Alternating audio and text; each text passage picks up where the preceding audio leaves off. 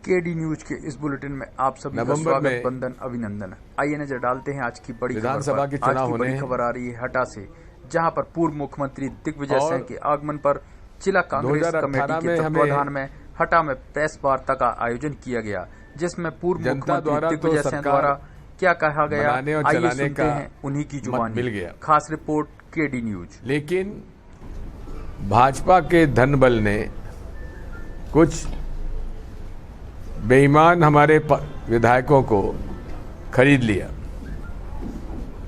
जिसकी वजह से हमारी सरकार केवल 15 महीने चल पाई। लेकिन उन 15 महीनों में जो निर्णय हुए वो आपके सामने है। किसानों का बिजली का बिल आधा रह गया, घरू बिजली का रेट भी 1 रुपया यूनिट कर दिया गया।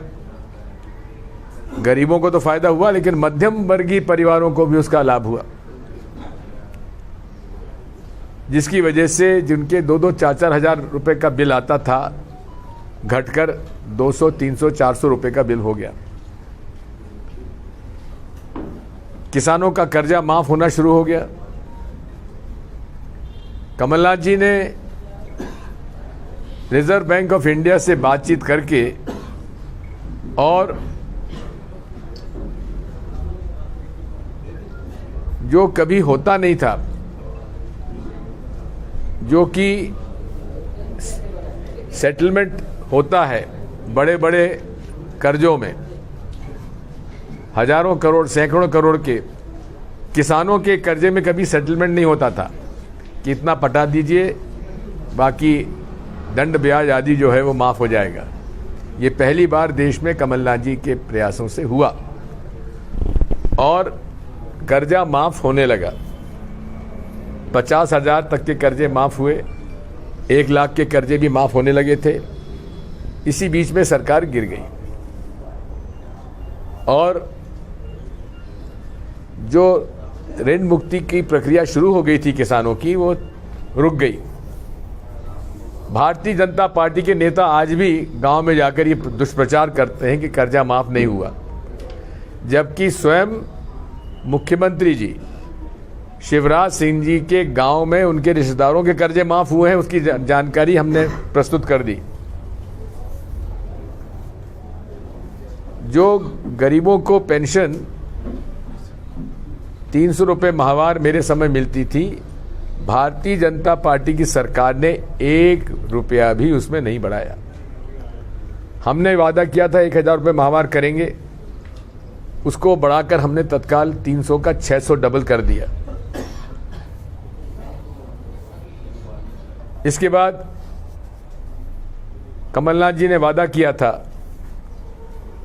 कि 1000 गौशालाएं हम पूरे प्रदेश में खोलेंगे और हर गौशाला के लिए उन्होंने 15 से 20 लाख रुपए तक की राशि दी। जो गौशालाओं में चारा 2 रुपया रोज प्रति पशु भाजपा के समय था, उसको बढ़ाकर 20 रुपया रोज कर दिया प्रति पशु। और उन्होंने व्यापम के जो केस था उसकी जांच फिर से शुरू की।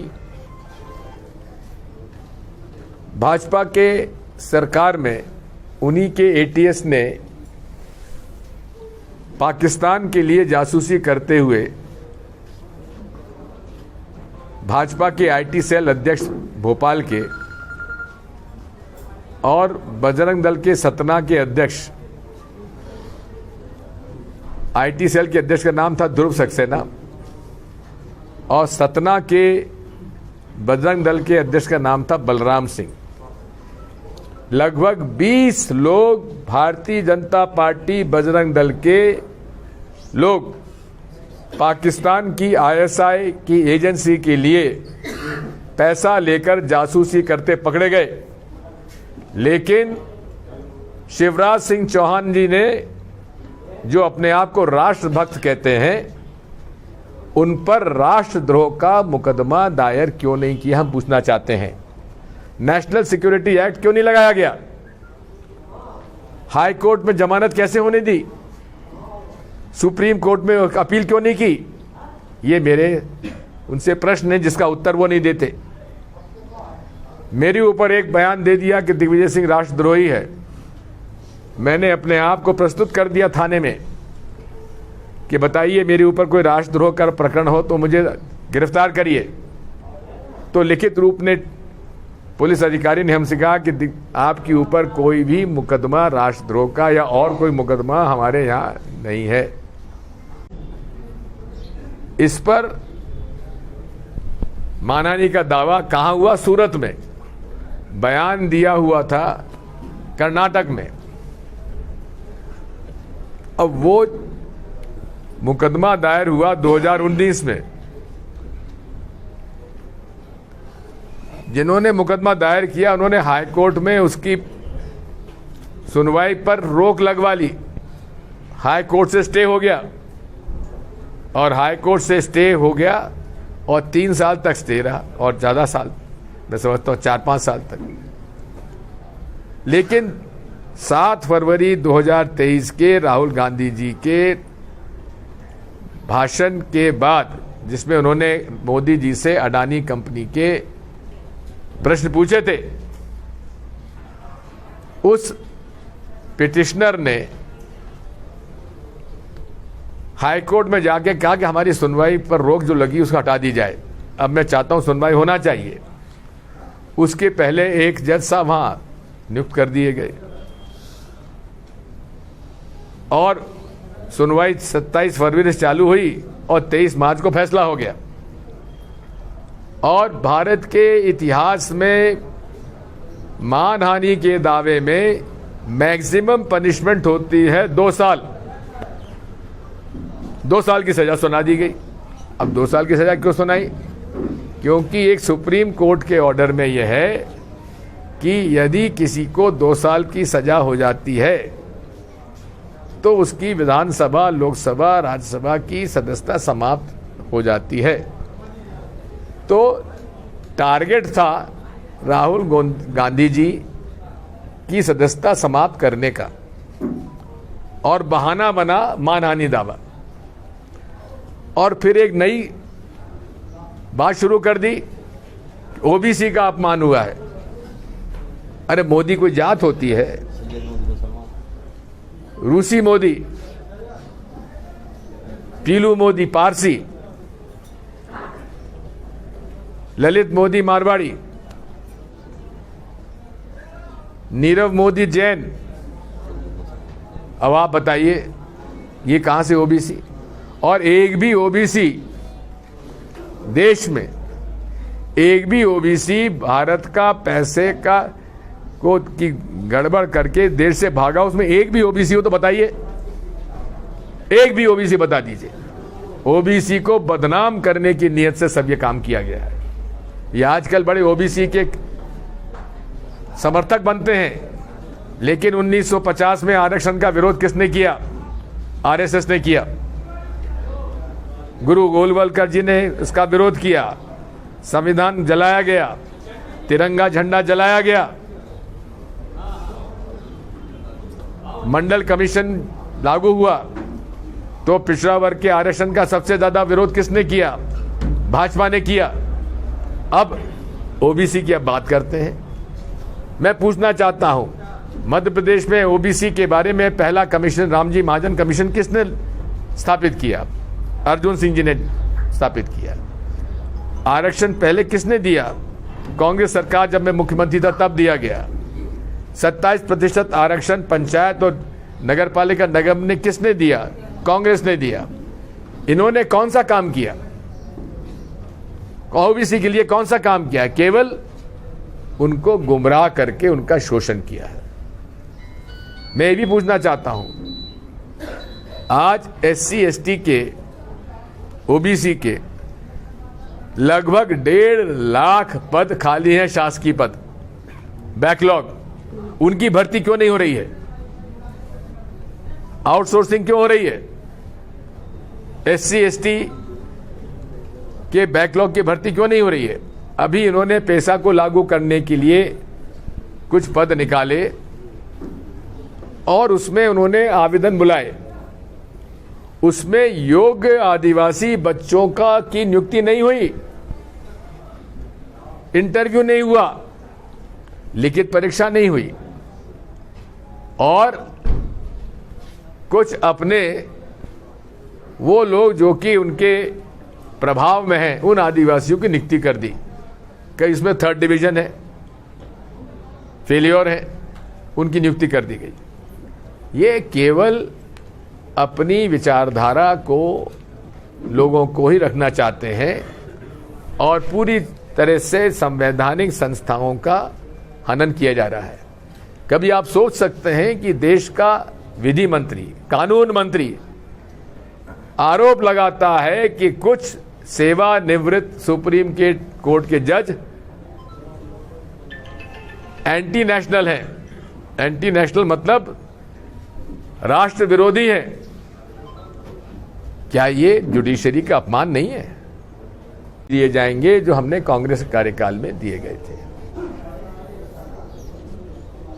भारतीय जनता पार्टी का 2003 का घोषणा पत्र उठाकर देख लीजिए। उन्होंने जो जो वादे किए थे वो आज कितने, इन 20 सालों में कितने वादे उन्होंने पूरा किया, जरा पता लगा लीजिए। और हमारा चुनाव घोषणा पत्र 2018 का उठाकर देख लीजिए, हमने कितने उसमें से वादे पूरे करने प्रारंभ कर दिए थे। हमारे अनुसूचित जाति जनजाति के लोगों को जो पट्टे मिले थे, सबसे ज्यादा अनुसूचित जाति जनजाति के पट्टों का वितरण हुआ तो कांग्रेस शासनकाल में हुआ। लेकिन शासन बदलते ही उनके पट्टे कैंसिल कर दिए गए। दबंगों ने गरीबों के, अनुसूचित जाति जनजाति के जमीनों पर कब्जा कर लिया। जो उनकी जमीन को विक्रय करने पर जिला कलेक्टर की स्वीकृति लगती है, उसमें सबसे ज्यादा आदिवासियों की जमीन बिकने की स्वीकृति दी गई है तो भारतीय जनता पार्टी के शासनकाल में दी गई है, जहां पूरे तरीके से आदिवासियों का शोषण हुआ है। अभी आंकड़े सामने आए हैं कि 2014 से और 2023 के बीच में 9 सालों में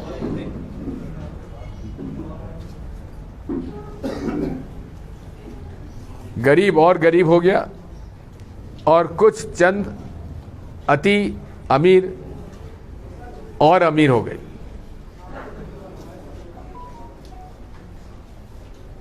श्री गौतम अडानी जो अमीरों की विश्व की सूची में, ग्लोबल सूची में 127 नंबर पे हुआ करते थे, मोदी जी की कृपा से वो 30वें नंबर तक पहुंच गए। लेकिन जब हिंडनबर्ग रिपोर्ट आई तो ये पोल खुली कि उनके जो शेयर बाजार की वैल्यूएशन था वो कुछ काले धन के इन्वेस्टमेंट की वजह से बढ़ गया था। जब वो रिपोर्ट सामने आई तो 4000 से ज्यादा का शेयर घटकर 1100 रुपए में आ गया और उस कंपनी के शेयर खरीदने वालों की अपने संपत्ति में लगभग 10 लाख करोड़ का घाटा हुआ। अब इन सब बातों की जांच के लिए अगर श्री राहुल गांधी जी ने अपने राष्ट्रपति के धन्यवाद प्रस्ताव में मांग की कि इसकी जांच होना चाहिए,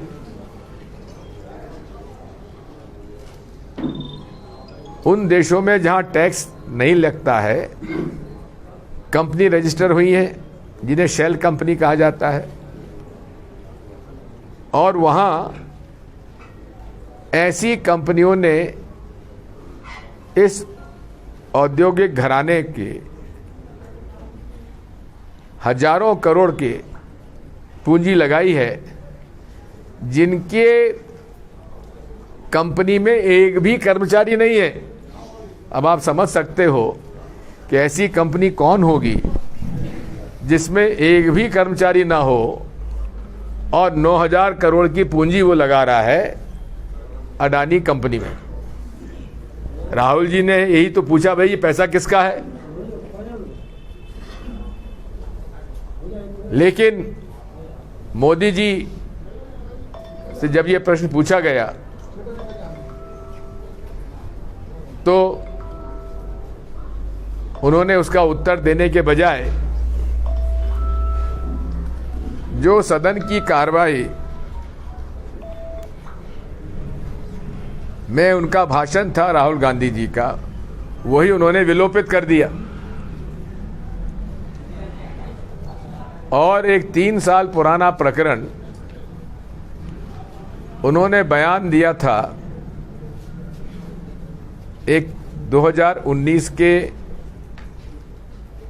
लोकसभा चुनाव में कोलार कर्नाटका एक बयान दिया था कि यहाँ से हजारों करोड़ रुपए बैंक का खाकर जो लोग भागे उनमें उन्होंने नाम गिनाए,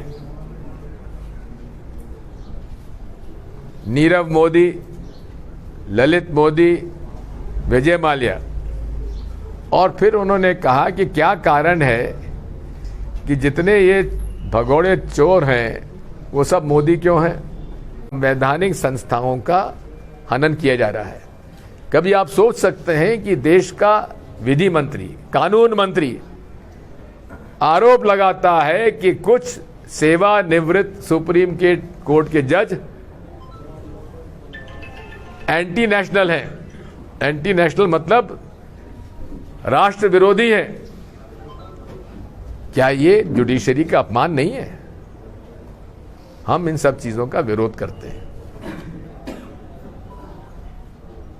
हमें विश्वास है कि मध्य प्रदेश की जनता इन सब चीजों को देख रही है।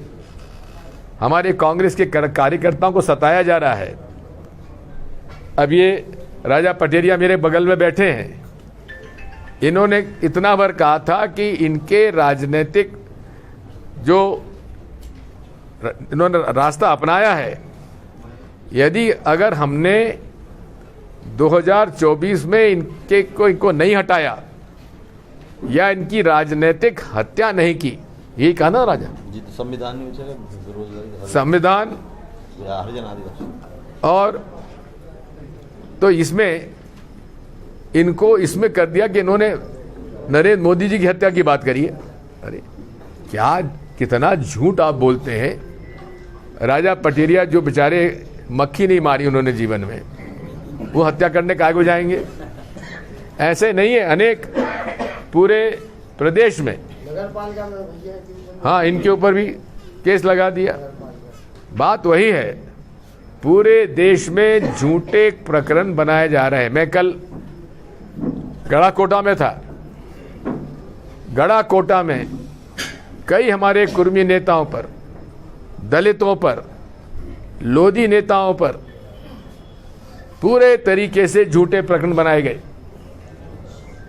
और उनकी जमीन छीन ली, पट्टे कैंसिल कर दिए। और एक मेरे पास शिकायत आई, मैं जांच कर रहा हूं कि कैसे अनुसूचित जाति को दिए गए हमारे समय जो पट्टे थे, जबरदस्ती झूठी रजिस्ट्री करवा ली गई और भारतीय जनता पार्टी के एक बड़े नेता के पुत्र ने वो सारी जमीनें खरीद ली। ये सारी जांच होना चाहिए। ये हालत सुर्खी और खुरई की है। झूठे प्रकरण। खुरई में एक महान व्यक्ति हैं जो हर कांग्रेस का के खिलाफ प्रकरण में वही एफआईआर दर्ज करते हैं। एक व्यक्ति 9 एफआईआर उन्होंने दर्ज कराई है। इतने महान व्यक्ति हैं कि जब ये घटना होती तो वो उपस्थित रहते हैं और जिनमें एफआईआर उनकी नहीं उसमें वो गवाह हैं। उन्हें वहां के माननीय मंत्री जी ने उनको नॉमिनेट किया है नगर पालिका में, और कुछ और भी उनकी कुछ लीज वगैरह भी दी गई है। यही हालत पूरे प्रदेश में चली हुई है। हम चाहते हैं और हमारी ये मंशा है, कमलनाथ जी ने बयान भी दिया है कि ऐसे निर्दोष व्यक्तियों पे झूठे प्रकरण जो बने हैं पूरे प्रदेश में, चाहे कांग्रेस कार्यकर्ता हो या और कोई भी हो, अगर झूठा प्रकरण है 3 महीने के अंदर ये सारे झूठे प्रकरण समाप्त कर दिए जाएंगे। इसी के साथ साथ ये भी तय हुआ है, पार्टी ने तय किया है, जितने कांग्रेस के कार्यकर्ताओं के ऊपर प्रकरण चल रहे हैं झूठे, उन प्रकरणों को कांग्रेस पार्टी के वकील मुफ्त में अदालत में लड़ेंगे। अब शिवराज सिंह जी को अपनी लाडली बहना की याद 20 साल बाद आई और 1000 रुपये प्रति माह देने की बात आई। अब 20 साल तक इसका इंतजार क्यों किया अपनी बहना को याद करने के लिए? 20 साल तक लाडली बहना की याद नहीं आई शिवराज सिंह जी को। अपने भांजे और भांजियों को बेरोजगारी भत्ता देने की याद नहीं आई माननीय मुख्यमंत्री जी को। केवल चुनाव के अंदर लोगों को गुमराह करने के लिए ये उन्होंने घोषणा की है, और उसमें भी नियम कायदे इतने बन गए हैं कि पता नहीं कितने लोगों की लाडली बहना के वे प्रकरण मंजूर हो पाएंगे। कमलनाथ जी ने घोषणा की है कि जो 400 रुपए का बहना की याद नहीं आई शिवराज सिंह जी को, अपने भांजे और भांजियों को बेरोजगारी भत्ता देने की याद नहीं आई माननीय मुख्यमंत्री जी को। केवल चुनाव के अंदर लोगों को गुमराह करने के लिए ये उन्होंने घोषणा की है, और उसमें भी नियम कायदे इतने बन गए हैं कि पता नहीं कितने लोगों की लाडली बहना के वे प्रकरण मंजूर हो पाएंगे। कमलनाथ जी ने घोषणा की है कि जो 400 रुपए की गैस टंकी अब 1200 रुपए में हो गई है। हमारी सरकार आएगी, जिस तरह से राजस्थान में हो गया, हम 500 रुपए में गैस की टंकी लोगों को देंगे। एक बड़े अच्छी हमारे कांग्रेस वर्कर की पुत्री ने वीडियो निकाला है कि मामा जी आप हमें 1000 रुपये मत दो, हमें तो गैस की टंकी आप 400 रुपये दे दो, तो उसी में एडजस्ट हो जाएंगे हमारा पूरा खर्चा। इसी प्रकार से कमलनाथ जी ने कहा जैसी हमारी सरकार आती तो बिजली के बिल भी इसी प्रकार से, जिस प्रकार से पहले थे, कम कर लिए जाएंगे। और 1000 रुपये प्रति माह के बजाय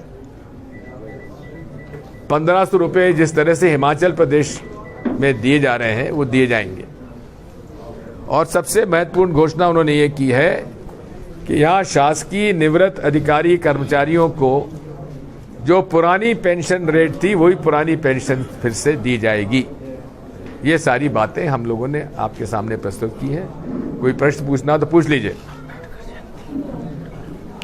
अभी आपने प्रश्न में बात रखी कि राहुल गांधी के संबंध में, तो आपका जो आरोप है वो न्यायालय के ऊपर है या सरकार के ऊपर? सरकार के ऊपर।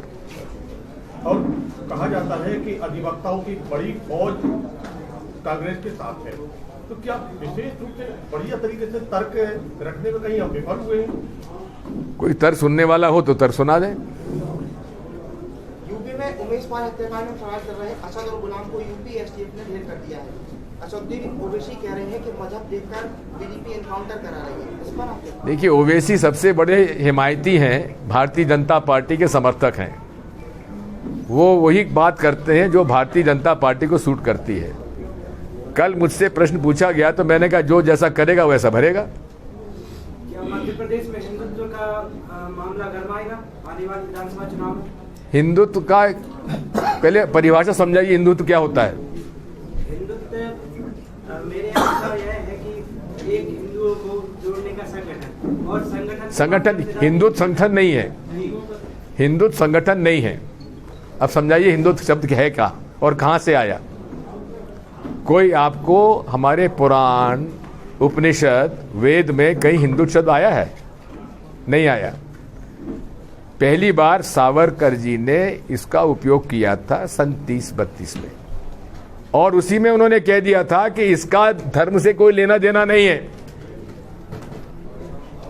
राजा साहब, आपने दल बदल करके सरकार गिराने का आरोप लगाया कि भारतीय जनता पार्टी में सरकार गिराई। देश में जो माहौल चल रहा है आया राम गया राम का, तो आप इस दलवादी व्यवस्था को किस रूप में देखते हैं?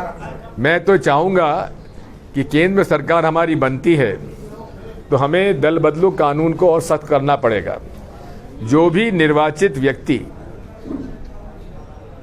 चुनाव चिन्ह पे जीतता है, जिस पार्टी चुनाव जीतता है, अगर वो दल बदलता है तो 6 साल तक कोई भी पद के लिए उसको अयोग्य घोषित कर दिया जाए।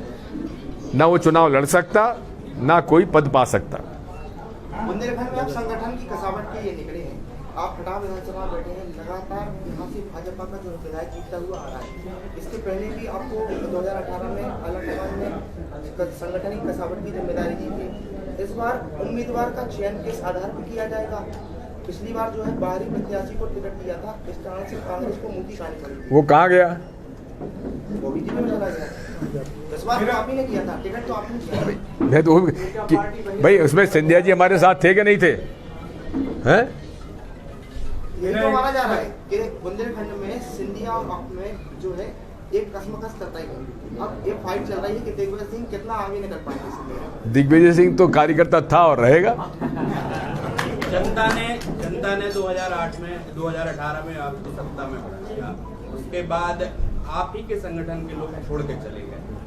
फिर अभी आपने यात्रा की, राहुल गांधी चले, कांग्रेस मजबूत होती दिखी। फिर उसके बाद आता है कि आप यहाँ पे आपके कर्नाटक चुनाव आया, उधर ये सब चीजें जब आपकी चलती है तो राष्ट्र प्रदेश स्तर पर कांग्रेस में फूट की नजर बात आती है। विचार में भिन्नता। मेरे उनसे प्रश्न है जिसका उत्तर वो नहीं देते। मेरे ऊपर एक बयान दे दिया कि दिग्विजय सिंह राष्ट्रद्रोही है। मैंने अपने आप को प्रस्तुत कर दिया थाने में कि बताइए मेरे ऊपर कोई राष्ट्रद्रोह का प्रकरण हो तो मुझे गिरफ्तार करिए। तो लिखित रूप में पुलिस अधिकारी ने हमसे कहा कि आपके ऊपर कोई भी मुकदमा राष्ट्रद्रोह का या और कोई मुकदमा हमारे यहाँ नहीं है। कितना झूठ बोलते हैं लोग, आप समझ सकते हैं। इन्होंने जब सरकार गिर गई तो एक मीटिंग में जाकर कहा सांवेर में कि हमको मजबूरी में ये करना पड़ा, यदि सरकार नहीं गिराते तो हम तबाह हो जाते। ये शिवराज सिंह चौहान का बयान था। तबाह क्यों हो जाते? क्योंकि इनकी पोल व्यापम की खुल जाती, इनके राष्ट्रद्रोही बजरंग दल और भाजपा के लोगों पर एनएसए लग गया होता। इन्होंने जो कमाई की हुई है, जिनके पास साइकिल नहीं थी आजकल बड़ी बड़ी गाड़ियों में घूम रहे हैं, उनकी पोल खुल जाती। ये सारी बातों से डर कर उन्होंने जो काली कमाई का पैसा था वो उन्होंने हमारे जो धन लोभी कांग्रेस के विधायक थे उनको खरीद लिया। लेकिन एक बड़ी मजेदार बात यह है कि बड़े बड़े राजा महाराजा बिक गए, लेकिन आदिवासी विधायक केवल एक बिका, बिसाऊलाल। जिनके बाकी आदिवासी केवल 50 करोड़ के लुभावने ऑफर दिए गए, लेकिन उन्होंने साफ मना कर दिया हम कांग्रेस के साथ हैं। आदिवासियों के लिए पेशा कानून 1996 में आया और 1998 में ही मैंने उसको लागू करने की प्रक्रिया शुरू कर दी थी। राजा पटेरिया हमारे साथ विधायक थे, हमारे मंत्री थे, और doctor B D Sharma retired IAS officer जिन्होंने कि पेशा कानून को ड्राफ्ट किया था, उन्हीं को हमने कहा कि आप नियम बना दीजिए। नियम बन गए, ग्राम राज्य अधिनियम पास हो गया, स्वराज अधिनियम पास हो गया, आज भी है लेकिन लागू नहीं हो रहा है,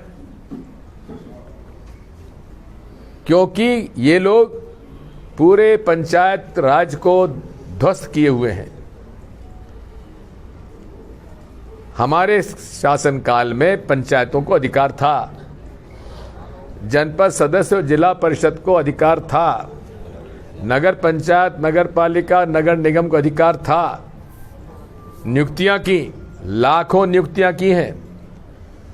आपके हटा विकास ब्लॉक में भी लगभग 500 से 1000 नियुक्तियां उस समय हुई होंगी से अनाउंस किया था जी। और उसमें चाहे शिक्षा कर्मी हो, चाहे पंचायत कर्मी हो, चाहे आंगनवाड़ी वर्कर हो, इन सबको हमने अधिकार दिए थे और नियुक्तियां गांव के, उसी स्थानीय गांव के लोगों को नियुक्तियां हुई। लेकिन भाजपा आई, पंचायती राज खत्म, क्योंकि उनको तो धन बल की आवश्यकता है और धन बल उन्हें भ्रष्ट बेईमान अधिकारी कर्मचारी ही उनको दे सकते हैं। ये भ्रष्टाचार समाप्त करने की बात करते हैं, इनसे बड़ा भ्रष्ट कोई व्यवस्था में कोई होगा नहीं। मैं आपसे कहना चाहता हूं कि हमारी सरकार यदि आती है तो 93-98 के बीच में जो हमारा पंचायत का अधिकार दिए हुए थे सरपंचों को, जनपद सदस्य अध्यक्षों को, जिला परिषद सदस्य अध्यक्षों को, नगर पंचायत नगर पालिका को, इनके वही अधिकार वापस दिए जाएंगे जो हमने कांग्रेस कार्यकाल में दिए गए थे। भारतीय जनता पार्टी का 2003 का घोषणा पत्र उठाकर देख लीजिए। उन्होंने जो जो वादे किए थे वो आज कितने, इन 20 सालों में कितने वादे उन्होंने पूरा किया, जरा पता लगा लीजिए। और हमारा चुनाव घोषणा पत्र 2018 का उठाकर देख लीजिए, हमने कितने उसमें से वादे पूरे करने प्रारंभ कर दिए थे। हमारे अनुसूचित जाति जनजाति के लोगों को जो पट्टे मिले थे, सबसे ज्यादा अनुसूचित जाति जनजाति के पट्टों का वितरण हुआ तो कांग्रेस शासनकाल में हुआ। लेकिन शासन बदलते ही उनके पट्टे कैंसिल कर दिए गए। दबंगों ने